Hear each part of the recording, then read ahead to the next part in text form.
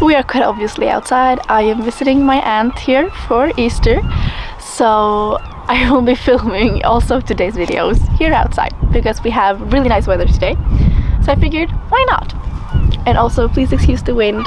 I can unfortunately not control the wind, so we're dealing with what we're doing. So today is going to be a little Paris recommendation, or Paris recommendations.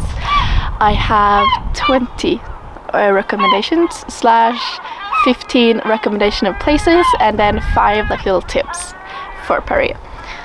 So I hope you enjoy the little video. My brother's over there. That's kind of embarrassing. I also have no clue how much you can hear, so my first recommendation is going to be the Eiffel Tower, obviously. I'll recommend seeing it both during the day and also at night. You can see it light up and sparkle. It's a magical sight to see the first time and the second time and the third time, no matter how many times you've seen it. My second recommendation is going to be to see the Louvre Museum.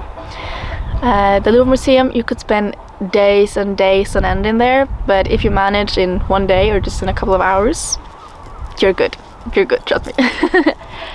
The next recommendation is to see the Arc de Triomphe, or just, yeah. And you can actually climb up the stairs there, so you can go to the rooftop of it and you can see a view of Paris. I would recommend doing that. If you want to do it at night or during the daytime, it's up to you, because the view will be a bit different depending on when you go up. My next recommendation is to go see the Palace of Versailles and the gardens there. I believe if you go during a Sunday, there's also horse shows of some kind going on, or parade things. Don't quote me on that, but at least there was that when I was looking into it on the website on Sundays. Let's see, the next thing we have is a little tip. A tip for a little photo opportunity, if you want to say so. You take Metro Line 6 between Bir Hakeim and Passy, I believe the stop is, like on the other side of the bridge, and you get the view of the Eiffel Tower when you cross the bridge there. It is a beautiful sight, and you can get some really cool like pictures and videos, like examples. And then back to the recommendations. I have a recommendation for the Dior Museum. It's gorgeously put together, and if you like fashion or fashion history or anything like that, you should definitely go see that. I have another little tip for a little day trip. And it is for Saint Michel Castle, and when the tide goes out, it becomes part of the mainland, and you can even take like guided tours around the castle, in like around it, like on the ground kind of. And you can also get like guided tours there that like teach you how to get out of quicksand, because there are areas where there are quicksand, and they will like teach you how to do it, and they will demonstrate it and everything. So if you wanted to do that, you can definitely do it. Conquer your fear of quicksand you had as a kid. And my next recommendation, where's there a bee? No, that's a wasp. Ew. Hello, wasp. Can you go away? Oh, it's not right here now, so it's fine. It's kind of over there. Back to the recommendations. I would recommend to go to Sacré-Cœur. It's this beautiful basilica, and it's at the top of the hill, and the view, gorgeous. Just be aware of the tourist scammers and pickpockets. Like, be aware of your surroundings, please. And my next little recommendation is to go to Parc Monceau. I have no clue how to pronounce that. I will write it in. And it's a little hidden park, and it's a really pretty park. It probably might not be like the most well known, but I was there and I just fell in love with it. So I'll recommend that one for sure. My next little tip is to go to the Galeries Lafayette rooftop, and you get the view of the Paris skyline there, and you get you include all the kind of monuments included in the skyline, since you're not on an actual monument this time. So I would definitely go to the rooftop there. It's actually a shopping center for like luxury brands, but you can just head straight to the rooftop, it's no problem. next up, I have another little tip for a photo spot. It is Pont de Alma. It's a bridge. You've probably seen a lot of pictures of people with the Eiffel Tower from there, but example picture.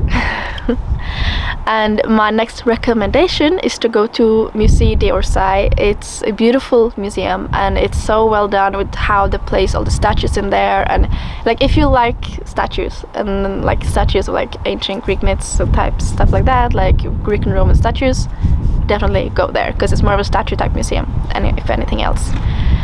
And my next recommendation is going to be Shakespeare and Company, the probably viral by now bookstore.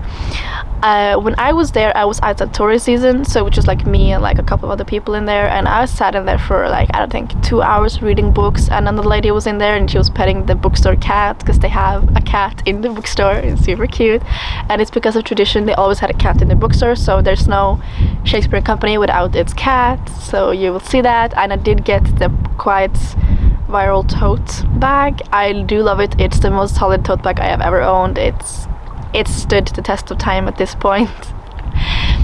Moving on, right next to Shakespeare and Company bookstore, you actually have Notre Dame. So it's just, you cross the river, you cross the Seine, and you are at the Notre Dame. Like, it's right next to each other. You can see them, so it's fine. So it's a short trip in between. And then my next tip would be the Luxembourg Gardens, or the Jardin de Luxembourg, something. And it's like a park garden thing, and so green and so pretty.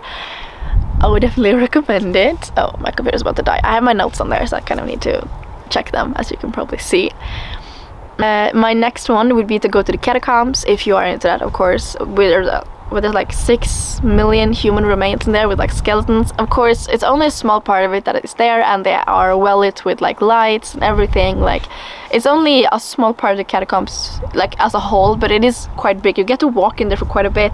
You could of course choose if you want to just walk by yourself, or you want to have a guided tour. When I was there, I walked by myself and we had fun. Next up is a eating spot. This time it's a restaurant. It's called Pink Mama. You've probably seen it on Instagram. They got a very cool picture spot with the stairs there. Here's an example. And they are an Italian restaurant, and they have really, really good pizza. Like, good pizza. And what else? But also, if you see there and you see the water bottles like shit like a fish, you ask for tap water from this, like tap water. Ask for tap water, and you'll get like the fish bottles. They're so cool. And I also save money, because if not, they will give you like a normal glass bottle. You have to pay for the water. So ask for tap water in there for sure. There's no difference in the taste. Trust me, I have done both.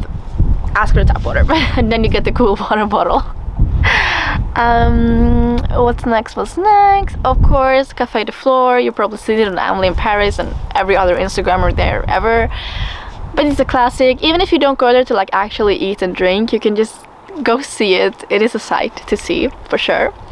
And another eating place I just want to recommend. I was there with my sister, and they have the traditional French aligot, which is kind of like a mashed potatoes with cheese, and you also get like the sausage, and it's actually really, really good. It's really filling, so I would recommend splitting a plate between 2 people, because oh my god, we were stuffed and we shared a plate. So for sure, unless you like to eat, of course, and you can handle the amount of food because it's a big plate, yeah, split the plate. But it's really good, and it's a traditional French thing, and it's mostly locals there, and it's like filled up mostly for the most part in the evenings. So, and yeah, just go.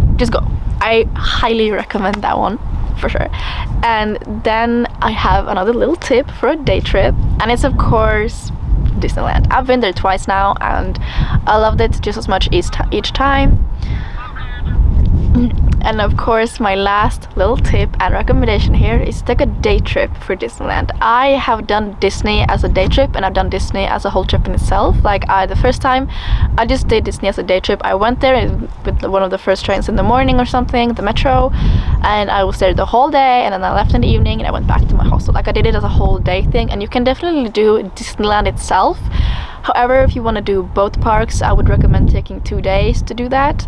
So I did that with my sister when I was now this year. I took my sister with me to Paris. We did 2 days in Paris and we did 2 days in Disneyland / both the parks kind of, and we stayed in Disneyland at the Marvel Hotel. Oh my god, that's so fancy. I was like in awe. I was in shock.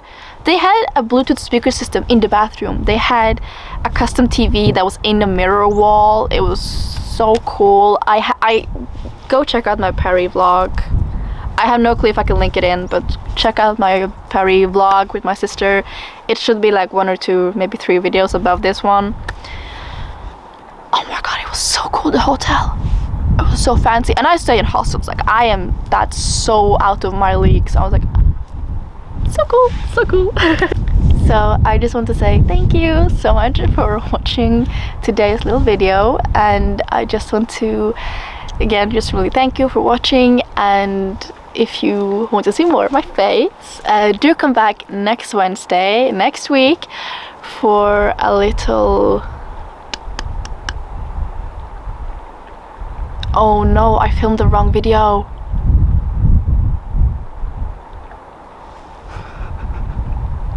Oh no. I was supposed to film my Crown and Dagger ball review, and I filmed the Paris video instead. Okay, I am so sorry. Come back next Wednesday next week for the ball review, kind of like the Crown and Dagger ball I went to see all the pictures and the videos and the whole story time. And I can't redo this because my camera is dying. I was almost out of battery. Oh no. This Paris video was supposed to be next week's video, and I was gonna film the ball Crown and Dagger ball now. This was supposed to happen. This was the plan all along, okay?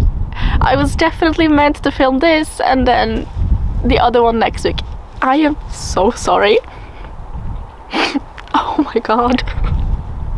I filmed the wrong video. It's okay. I'm not too far off schedule. We'll just flip them. We'll flip them. Paris recommendations this week, and next week we'll have the ball kind of story time and all the pictures and videos from the ball. The Crown and Dagger ball was amazing and magical, and I really want to go to the next one they have. They're arranged in London in the fall. But anyway, thank you so much for watching. Bye.